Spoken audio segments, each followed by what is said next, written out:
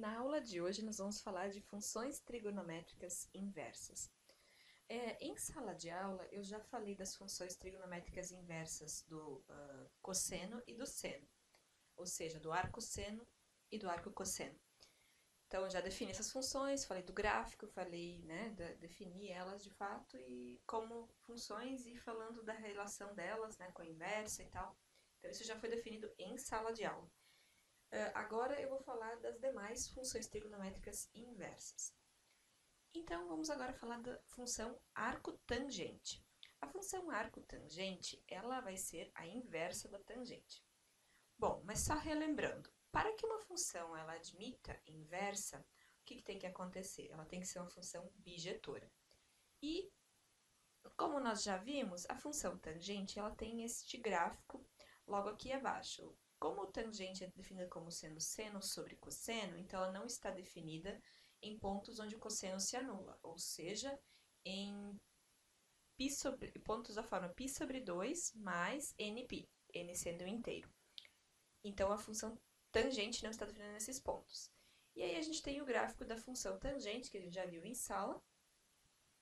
E aí a gente vê que se nós deixarmos a definição do domínio da minha tangente como sendo todos os reais, exceto esses pontos da forma π sobre 2 mais um nπ, essa função ela não vai ser bijetora, ou seja, eu não consigo definir uma inversa para ela.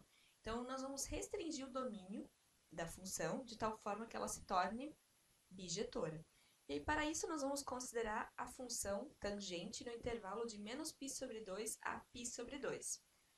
Ou seja, eu defino ela de menos π sobre 2 a π sobre 2 em R, a função tangente, e aí definida desta forma ela vai passar a ser uma função bijetora. E aí sim, possui inversa. E a função inversa da tangente, ou seja, tangente na menos 1, nós vamos chamá-la de arcotangente, e ela é definida da seguinte forma, ela vai ser definida dos reais no intervalo aberto de menos π sobre 2 a π sobre 2, e ela é definida tal que arctangente de x igual a y, C e somente C, tangente de y igual a x. Uma observaçãozinha, então, como nós fizemos essa restrição do domínio da tangente, nós temos que tangente avaliado em arcotangente de x vai ser igual a x se o x está nos reais, ou seja, para qualquer x real. Porém, arcotangente avaliado em tangente de x vai ser igual a x quando esse x ele estiver no intervalo de menos π sobre 2 a π sobre 2. Se o x estiver fora desse intervalo, ele não vai ser igual a x, mas sim um ponto correspondente do intervalo de menos π sobre 2 a π sobre 2. Então, como é que vai ser então o gráfico da função arcotangente? Então, nós temos à esquerda o gráfico aqui da tangente e à direita vai ser o gráfico de arcotangente. Como nós restringimos o intervalo domínio de tangente de menos π sobre 2 a π sobre 2, nós temos somente esse gráfico em vermelho. Fazendo a rotação deste gráfico em torno da reta y igual a x, nos fornece o gráfico da função arcotangente, dado aqui ao lado. Ok? Vamos fazer o mesmo para a secante. Então, a secante, ela é dada por 1 sobre o cosseno de x. Então, ela não vai estar definida para pontos onde o cosseno se anula, ou seja, em pontos da forma π sobre 2 mais um nπ. E nesses pontos nós temos essas assíntotas, e aí também a gente já viu em sala o gráfico da função arco-secante, e que está apresentado logo aqui abaixo. Bom, da mesma forma, se nós deixarmos domínio geral, esta função ela não vai ser bijetora. Então, para que a secante possua inversa, nós temos que restringir o domínio dessa função. E aí essa restrição pode ser feita de várias formas. De que forma nós vamos fazer isso? Nós vamos restringir o domínio como sendo o intervalo de 0 até π sobre 2, unido com o intervalo de π a 3π sobre 2. Essa escolha ela se dá por devido a algumas das aplicações, né, em algumas situações a gente define dessa forma. Mas nada impede da gente definir, por exemplo, né, de menos π sobre 2 a 0 e de π sobre 2 até π, por exemplo. Então, a gente poderia muito bem fazer isso, mas isso depende da situação. Então, nesse caso, a gente escolheu a restrição para definir a secante como sendo definido no intervalo de 0 até π sobre 2, fechado em 0 e aberto em π sobre 2, unido com o intervalo de π até 3π sobre 2, fechado em π e aberto em 3π sobre 2. E contradomínio, ou seja, a imagem da função secante nesse intervalo vai ser o intervalo de menos infinito até menos 1, fechado em menos 1, unido com o intervalo de 1 a mais infinito, fechado em 1. Então, definindo a função secante dessa forma, nós vamos ter como resultado uma função bijetora. Logo, sendo bijetora, admite função inversa, e aí o gráfico da função inversa, que vai ser a minha secante na menos 1, ou seja, a arco secante, o gráfico está logo aqui ao lado, ou seja, né, é a reflexão desses gráficos em vermelho aqui da secante em torno da reta y igual a x, e aí nós temos o gráfico da arco secante. Arco cossecante. Então, para definir a arco cossecante, ou seja, a inversa da cossecante, nós temos que olhar primeiramente para a cossecante. Cossecante é definida como sendo 1 sobre o seno, ou seja, ela não está definida quando o seno se anula. E esses pontos onde o seno se anula são os pontos da forma NP. Então, nós temos as assíntotas, né, nos passando pelos pontos da forma NP, onde a função cossecante não está definida. E nós já vimos esse gráfico, né, da função cossecante em sala, certo? Só estou repetindo ele aqui. E da forma como, com esse domínio, a função cossecante não é bijetora, e a gente faz a restrição também.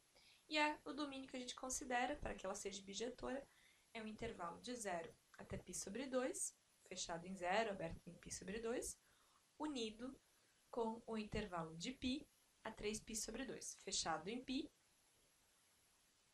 ou melhor, aqui está errado, né? A arco cossecante tem que ser aberto aqui em π e fechado em 3π sobre 2, certo? Deixa eu corrigir isso aqui nesse arquivo, que não está correto. E aquela primeira parte também não está certa, né? Então, o intervalo aqui vai ser de π, vamos lá. Não.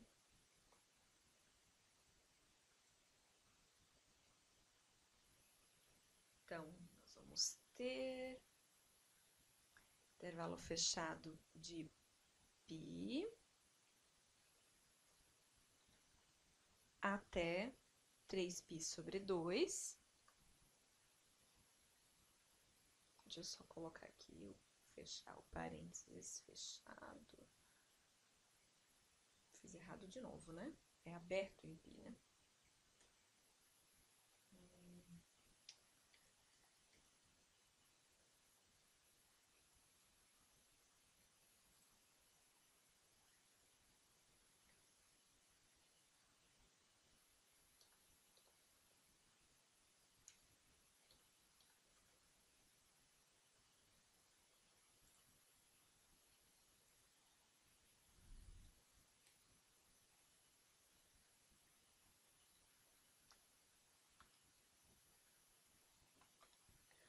Ok, aqui na frente também não está certo.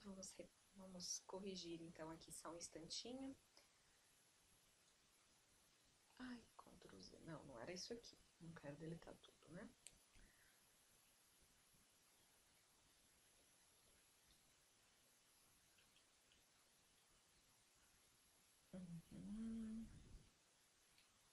Esse Word quando... Ai, não, não é isso aqui. Quero editar...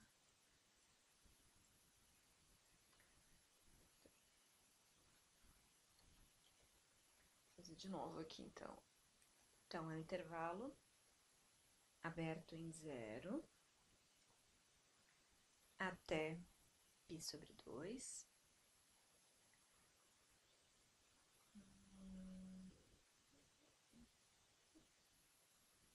Para π.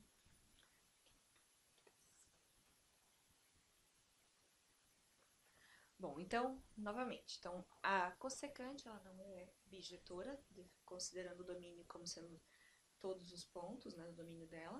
Então, a gente restringe o domínio como sendo o intervalo de 0 até π sobre 2, aberto em 0, fechado em π sobre 2, unido com o intervalo de π a 3π sobre 2, aberto em π e fechado em 3π sobre 2. E o contradomínio vai ser o intervalo de menos infinito a menos 1, unido com o intervalo de 1 até mais infinito. Então, a cossecante definida nesse domínio e contradomínio vai ser uma função bijetora e aí emite inversa. E o gráfico, e essa inversa vai ser a arco cossecante. O gráfico da arco cossecante está dado aqui à esquerda, então basta refletir essas partes em vermelho do gráfico da cossecante, que está destacado, né, que é referente aos intervalos que a gente fez a restrição, reflete em torno da reta y igual a x, e aí a gente tem o gráfico da arco cossecante. Temos ainda a arco cotangente. Também ela não é uma função bijetora, a gente restringe o domínio para o intervalo de 0 até π, intervalo aberto, contradomínios reais, restringindo o domínio da cotangente desta forma, ela se torna uma função bijetora e possui inversa. E aí, a inversa vai ser a cotangente na menos 1, ou seja, a arco cotangente. Então, o gráfico da arco cotangente está aqui ao lado, né, do gráfico da cotangente. Bom, eu queria fazer uma observação também quanto a graus e radianos, né? Nós vimos que em algumas situações a gente usa graus e em outras radianos. Então, a gente torna-se necessário fazer a conversão de uma unidade para outra. Então, o que a gente tem? Que 180 graus é igual a π radianos. Já 1 radiano é igual a 180 dividido por π graus. 1 grau é igual a π sobre 180 radianos. Usando essas relações, a gente vai resolver dois probleminhas. O primeiro, eu quero converter θ igual a 60 graus para radianos. Bom, então, se θ igual a 60 graus, sendo que 1 grau é igual a π sobre 180 radianos, então eu substituo, fica 60 vezes π sobre 180 radianos, simplifico 60 com o 180, obtenho π sobre 3. Então, isso quer dizer que 60 graus é igual a π sobre 3 radianos. No segundo exemplo, eu tenho t igual a π sobre 6 radianos, e eu quero converter t para graus. Então, nós temos t igual a π sobre 6 radianos, e nós temos que 1 radiano é igual a 180 sobre π graus. Então, eu substituo, ou seja, vou ter π sobre 6 vezes 180 dividido por π graus. Simplificando, simplifica o π com o π, e o 6 com o 180, eu obtenho 30 graus. Então, π sobre 6 radianos é igual a 30 graus. Então, a gente tem essa forma de conversão que em algumas situações é importante a gente conhecer. Então, essa era a aula de hoje. Até a próxima.